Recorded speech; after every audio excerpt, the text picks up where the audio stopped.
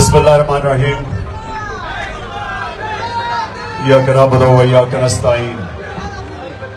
میں آج آپ سب کو یہاں خوش آمدید کہتا ہوں میری افطاری پہ. میں پیر ماجد صاحب آپ کی اور آپ کی ٹیم کو سب کو آپ کو بھی خوش آمدید کہتا ہوں. یہ جو افطاریوں کا مقصد یہ کیا، اس کے پیچھے کیا ہے؟ یہاں آئیں افطاری کریں، آپ سب کو مجھے موقع بھی ملتا ہے دیکھنے کا، ملنے کا، کیونکہ اتنا آسان نہیں ہوتا ہے میرے لیے باہر نکلنا اور لوگوں سے ملنے کا، کیونکہ آپ میرے کارکن ہیں. اور میں جو چاہتا ہوں کہ میرے کارکن سب لیڈر بن جائیں. اور میں آپ کی تربیت ایسے کرتا ہوں کہ آپ کو سمجھاؤں لیڈر ہوتا کیا. آپ وہ لوگ ہیں اللہ جن کو کہتے ہیں میری سب سے عظیم مخلوق، اشرف المخلوقات، وہ مخلوق جس کے سامنے اللہ نے فرشتوں کو حکم کیا کہ اس انسان کے سامنے جھکو. اور پھر جب ابلیس نے کہا کہ میں آگ کا ہوں اور یہ مٹی کا، میں نہیں جھکتا، تو اللہ نے فرشتوں کو کہا کہ تمہیں بھی نہیں پتا میں نے کتنی صلاحیت دی ہے اس آدم کو، اور ہم سب کو بھی نہیں. زیادہ تر ہم لوگوں کو پتہ ہی نہیں چلتا کہ اللہ نے ہمیں کتنی صلاحیتیں دی، ہماری زندگی نکل جاتی. جو میرے نبی صلی اللہ علیہ وسلم جنہوں نے قرآن کی گواہی دی اور ہمارے لیے وہ کتاب لے کے آئے جو ہمیشہ کے لیے ہمیں اس راستے پر لگانے کے لیے کتاب ہے جس کے لیے آپ دعا مانگتے ہیں یا وہ راستہ 5 وقت کی نماز پہ صرف آپ ایک چیز مانگتے ہیں اللہ سے، وہ راستہ مانگتے ہیں. اور وہ راستہ نہیں جو تباہی کا راستہ ہے. یاد رکھیں کہ ہمارے عام طور پہ لوگوں کو یہ نہیں پتا نماز میں وہ مانگتے کیا اللہ سے. 5 وقت کی نماز پڑھتے ہیں، سوچ کچھ اور رہتے ہو اللہ سے توجہ ہوتی نہیں ہے. ہم ایسے کرتے ہیں جس طرح کوئی ہم بس ایک پوری کر رہے ہیں، ایک رسم پوری کر رہے ہیں. ہم یہ نہیں سمجھ رہے کہ یہ کتنی امپورٹنٹ چیز ہے آپ کے لیے. تو اپنے غور سے سمجھنا ہے. جب آپ اللہ سے مانگتے ہیں کہ اللہ ان کے راستے پہ لگا جن کو تم نے نعمتیں بخشی، تو یہ سمجھ جائیں کہ جس کو اللہ نعمتیں بخشتا ہے وہ انسان، اس کی پرواز اوپر چلی جاتی ہے، وہ ایک عظیم انسان بن جاتا ہے. جو سب سے زیادہ اللہ نے نعمتیں بخشی تھی وہ آپ سب جانتے ہیں کہ میرے نبی صلی اللہ علیہ وسلم.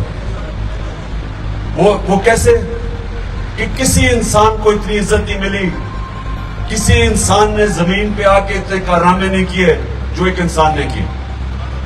کسی انسانی تاریخ میں کوئی انسان کی اچیومنٹ وہ نہیں ہے جو میرے نبی صلی اللہ علیہ وسلم. تو ان کی زندگی جب اللہ حکم کرتا ہے کہ ان کی زندگی سے سیکھو، ان کی سنت سے، ان کی شریعت سے، ان کے راستے سے، تو اللہ اصل میں تمہیں کہہ رہا ہے کہ اگر تم نے اوپر جانا ہے، عظیم انسان بننا ہے، تو ان کی زندگی سے سیکھو. اصل میں یہ ہے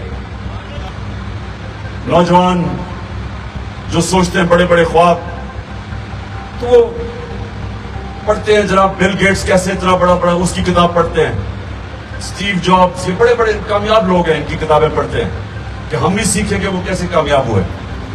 میں جب اسٹوڈنٹ تھا تو میں کرکٹر بننا تھا، تو میں بڑے بڑے کرکٹرز کے ان کی کتابیں پڑھتا تھا کہ وہ کیسے بڑے کھلاڑی بنے. تو اللہ جب آپ کو حکم کرتا ہے کہ ان کی زندگی سے سیکھو، تو آپ کو اصل میں کہہ رہا ہے کہ اگر آپ نے عظیم انسان بننا تو ان کی زندگی کے اوپر عمل کرو، سیکھو. تو یہ یاد رکھیں کہ یہ آپ کے بھلے کے لیے. آپ جب نبی صلی اللہ علیہ وسلم کی زندگی سے سیکھتے ہیں، ان کی سنت پہ چلتے ہیں، تو آپ اپنا بھلا کرتے ہیں. 13 سال کی نبی صلی اللہ علیہ وسلم کی تبلیغ کے بعد مشکل ترین وقت گزار کے 10 سال میں صرف 40 لوگ مسلمان ہوئے تھے. تو 13 سال کی مشکل تبلیغ کے بعد ان کی جب جان خطرے میں ہوتی ہے تو اللہ حکم دیتا ہے مدینہ چلے جاؤ، ہجرت کرو. اب یہ تاریخ ہے 622 وہ پہنچتے ہیں مدینہ، اور ابھی پہنچتے ہیں، ابھی غریب ترین حالات میں پہنچتے ہیں کیونکہ سب کچھ تو وہ چھوڑ آتے ہیں مکہ میں. تو جو مہاجر ہوتے ہیں وہ بڑے غریب ترین حالات میں رہ رہے ہوتے ہیں. تو 625 3 سال کے بعد جنگ بدر، تو 313 لوگ صرف جنگ بدر میں لڑنے والے ہوتے ہیں، اور 625 دونوں طرف دنیا کی بڑی سپر پاورز تھی، دو سپر پاور، ایک پرشین ایمپائر اور دوسری طرف Roman Byzantine empire. Super power 11 سال کے بعد یارموک کی جنگ میں خالد بن ولید کی مسلمان فوج کے سامنے گھٹنے ٹیک دیتے ہیں. یہ تاریخ کا حصہ ہے. اور اگلے سال قدسیہ کی جنگ میں مسلمانوں کے سامنے دوسری سپر پاور گھٹنے ٹیک دیتی. اب یہ سنیں، اب اپنے سوال پوچھیں کہ کیا ہوا تھا. وہی عرب تھے جن کی حیثیت ہی کوئی نہیں تھی، ان کو کوئی پوچھتا نہیں تھا. دو سپر پاور کے بیچ میں ریگستان میں جس میں پاسبانہ علاقہ تھا، ادھر وہ تھے. تو وہ اس لیے نہیں پوچھتے تھے کہ وہاں تو کچھ تھا ہی نہیں. امیر ترین علاقہ تو ادھر تھا، پرشین ایمپائر اور دوسری طرف رومن ایمپائر کے نیچے. اب یہ تاریخ کا حصہ ہے کہ وہ کیسے وہی لوگ چینج ہوئے، انہی لوگوں نے دنیا کی امامت کی. تاریخ کا حصہ ہے، لیکن ان کو سمجھ نہیں آتی یہ ہوا کیا. اور افسوس یہ ہے کہ ہمیں بھی یہ سمجھ نہیں آتی. ہم نے بھی اس کے اوپر تجزیہ نہیں کیا کہ یہ ہوا کیا تھا. پوچھنا اپنے آپ سے کہ کیسے وہی لوگ جو اب میں پھر سے آپ کو ادھر آتا ہوں کہ اللہ نے آپ کو اشرف المخلوقات بنایا، سب سے عظیم مخلوق. جب فرشتوں کو کہا تمہیں بھی نہیں پتا کہ میں نے کتنی صلاحیت دی ہے انسان میں. اور پھر اور اسی کو مولانا رومی جو مجھے بڑی اس کی چیز پسند ہے، وہ کہتا ہے اللہ نے جب تمہیں پر دیے ہیں کیوں زمین پہ چونٹیوں کی طرح رینگ رہے ہو. تو پر انسان کو ملتے کیسے؟ اب وہ جو آپ نماز میں دو راستے مانگتے ہیں، اللہ ان کے راستے پہ لگا جن کو نعمتیں بخشی، وہ نہیں جو تباہی کے راستے پہ چلے گئے. تو یہ جو دو راستے ہیں، ایک ہے آپ کی عظمت کا راستہ، دوسری آپ کی تباہی کا راستہ. دوسرے راستے میں باوجود کہ اللہ نے ہمیں پر دیا وہ انسان چونٹیوں کی طرح رینگتا ہے. اور جو مشکل راستہ ہے، یہ یاد رکھیں، آپ جو مانگتے ہیں سیدھا راستہ، مشکل راستہ ہے، کیونکہ وہ نبی صلی اللہ علیہ وسلم کا راستہ.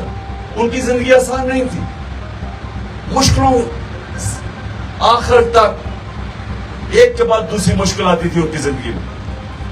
لیکن اللہ نے انسان کو بنایا کیسا ہے کہ جتنی وہ مشکلوں کا سامنا کرتا ہے انسان اور تکڑا ہو جاتا ہے.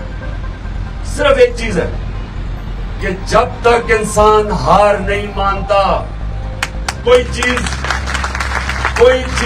کوئی ہار اس کو ہرا نہیں سکتی. یہ بڑا ضروری ہے آپ کو سمجھنا.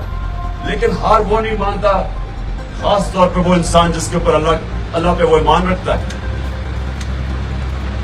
وہ جب میدان میں نکلتا ہے وہ کہتا ہے اللہ جو بھی میرے پاس سامنے مشکلیں آئیں گی میں اس کا مقابلہ کروں گا. ہار نہیں مانتا. یہ جو آپ کو سمجھنے کی بات ہے اوپر جانے کا، میں آپ کو بتا رہا ہوں آپ کی لیڈر آپ کیسے بنے گے.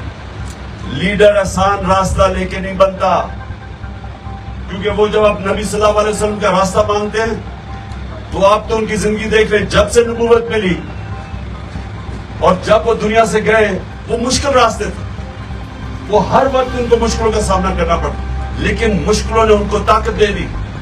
جب آپ مشکلوں کا سامنا کرتے ہیں آپ اور طاقتور ہو جاتے ہیں. اللہ نے آپ کا جسم ایسا بنایا، ہمیں ایسا بنایا انسانوں کو کہ جب ہم آرام کی زندگی گزارتے ہیں، جب ہماری زندگی میں چیلنج کوئی نہیں ہوتا، انسان ایسے ہوتا ہے بوڑھا ہونا شروع ہو جاتا ہے.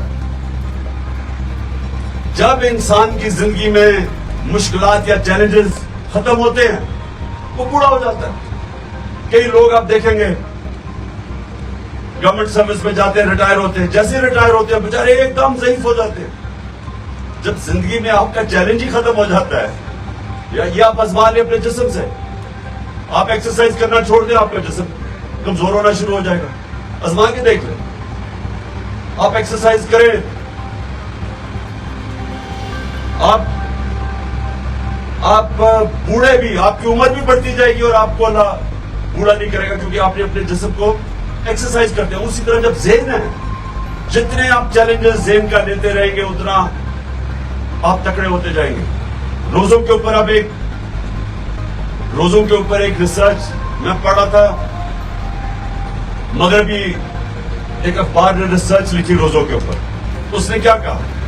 اس نے کہا اللہ نے انسان کا جسم ایسا بنایا ہے, جب وہ جسم کو مشکلوں میں ڈالتا ہے تو اللہ نے جسم کے اندر ایک ایسی چیزیں, ایک ایسے کیمیکلز ہیں وہ آ کے پھر لڑتے ہیں جسم کو کی حفاظت کرنے کے لیے. جب ایک جسم آپ کا, جب آپ کھانا نہیں کھاتے تو جسم کو مشکل میں ڈالتے, آپ ورزش بھی کرتے کھانا نہیں کھاتے, تو اللہ نے جسم میں ایک ایسے کیمیکلز چھوڑے ہوئے ہیں جو نکل کے پھر لڑتے ہیں جسم کو بچانے کے لیے. اللہ نے جسم ایسا بنایا ہے تو وہ جسم کو بچانے کے لیے وہ پھر پوری کوشش کرتے ہیں, اور وہ پھر آپ کی جس کو کہتے ہیں امیونٹی سسٹم, جو بیماریوں سے روکتا ہے آپ کو, وہ آپ کا امیونٹی سسٹم اور تکڑا کر دیتا ہے. تو روزوں کو یہ مغربی اخبار کہہ رہا ہے کہ اس کا فائدہ کیا ہے کہ وہ انسان کا امیونٹی سسٹم بہتر کرتا ہے, یعنی ہمیں بیماریوں سے بچاتا ہے. بجائے یہ سمجھے کہ ہم روزہ نہیں رکھیں گے, ہم کیا کھانا نہیں کھائیں گے, ہم کمزور نہیں ہوتے. اصل میں جسم اندر سے مضبوط ہو جاتا ہے. اسی طرح آپ کا ذہن ہے, جب تک آپ اپنے آپ کو بڑے بڑے چیلنجز دیتے رہیں گے, جس طرح علامہ اقبال نے کہا کہ ستاروں کے آگے جہان اور بھی ہیں, ابھی عشق کے امتحان اور بھی ہیں. مطلب یہ کہ جب آپ ایک مرحلے پہ پہنچتے ہیں تو وہ رکتے نہیں ہیں, پھر اپنے آپ کو ایک اور چیلنج کرتے ہیں, پھر اور چیلنج کریں, اور انسان اور اوپر جاتا رہتا ہے. میں جب کھلاڑی تھا تو میں ٹیم میں آیا, 18 سال کا تھا, انہوں نے مجھے فیل ہو گیا, ٹیم سے نکال دیا باہر. 4 سال لگے مجھے واپس ٹیم میں آنے میں. میں واپس آیا, میں نے پھر اپنے آپ کو ٹارگٹ سیٹ کیا کہ میں ٹیم کا سب سے بہتر آل راؤنڈر بنوں گا. 2-3 سال کے بعد بن گیا. پھر میں ایک سنا نہیں, ابھی میں بات کی چھوڑ کر. اس کے بعد میں نے کہا, پھر ایک اور ٹارگٹ سیٹ کیا کہ میں دنیا کا سب سے اچھا آل راؤنڈر بنوں گا. پھر اور محنت کرنی پڑی. وہ ایک چند سالوں کے بعد وہ بھی وقت آیا, میں بن گیا. پھر میں کپتان بن گیا. پھر میں نے کہا میں پاکستان کو دنیا کی ٹاپ ٹیم بناؤں گا. مسلسل اپنے آپ کو چیلنج بڑھاتا گیا, کبھی رکا نہیں کہ ہاں چلو جی اب تو میں بن گیا ہوں, چپ کر کے اب آرام کروں. دنیا میں یہ کوئی چیز نہیں ہے, اگر آپ نے جو اشرف المخلوقات اللہ نے جو آپ کو طاقت دی, اگر وہ اس پہ پہنچنا ہے تو مسلسل اپنے آپ کو چیلنج کرتے رہے.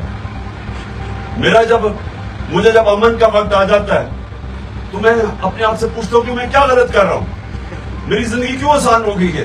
میں اپنے سے سوال پوچھتا ہوں, اس کا مطلب میں کوئی غلط کر رہا ہوں کہ میری زندگی آسان ہو گئی.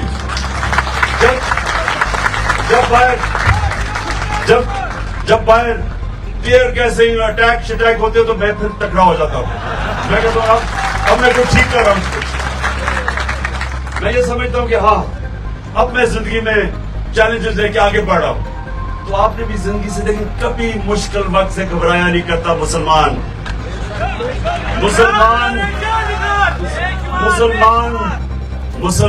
جب کہتا ہے لا الہ الا اللہ تو وہ ایک دعویٰ کرتا ہے کہ اللہ تیرے سوا کوئی نہیں ہے جھکنے کے قابل.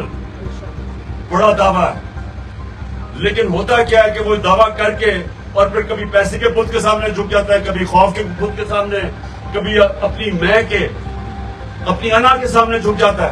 یہ شرک ہے. جب آپ دعویٰ کرتے ہیں پھر آپ بہت بڑا ایک مشن کے سامنے آ جاتے ہیں. لیکن ہمیں اس راستے پہ چل رہے ہیں جس کی 5 وقت کی آپ نماز پڑھتے ہیں کہ اللہ اس راستے پہ لگا, ہم کہتے ہیں اس راستے پر دوسرے راستے پہ چل پڑتے ہیں. مانتے ایک راستہ ہے, چل جاتے ہیں دوسرے راستے پہ. تو جو راستہ ہے عظمت کا, یہ یاد رکھنا آج بڑی خاص ایک رات ہے, اس میں دعا کرنا.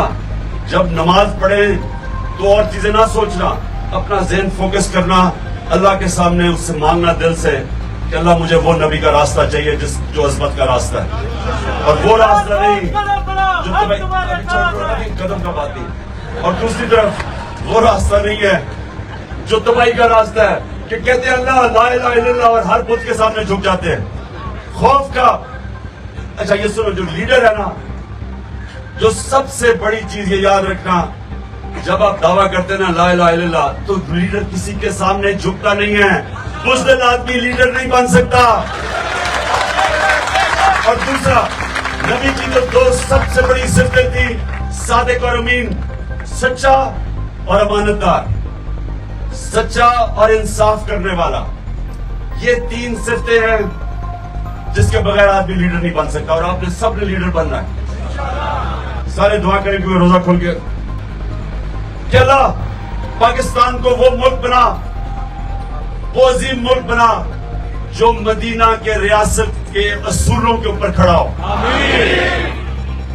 अल्लाह पाकिस्तान में अदल और इंसाफ कायम करने की हमें हिम्मत दे। और अल्लाह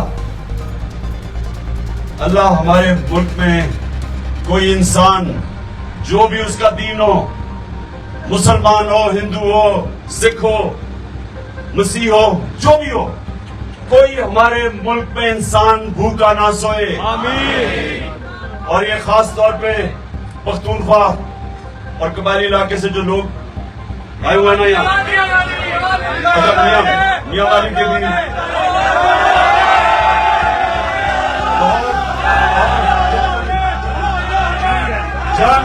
और मियां वाली सारा यहाँ आगे, गुजरात, लोधरा, आईडीएफ भी है। हाँ, आईडीएफ को मैं आज खास तौर पे आज खिराज तहसीन पेश करता हूँ आईडीएफ को, हमारे डॉक्टर्स को, जो आपने मुश्किल वक्त में लोगों की मदद की। सारों मिलकी और खैबर पीछे है, हमारा खैबर। अच्छा, सोशल मीडिया टीम आपको भी खिराज तहसीन, ये पकड़ के उठा रहे हैं सोशल मीडिया की टीम, फिक्र ना करो, थोड़ी देर के बाद ठीक हो जाएगा। अहमदाबाद। अच्छा जी, आखिर में कि अल्लाह हमारे पाकिस्तान को वो मुल्क बना जो दूसरे मुल्कों से पाकिस्तान में लोग नौकरियां ढूंढने आए। आमीन।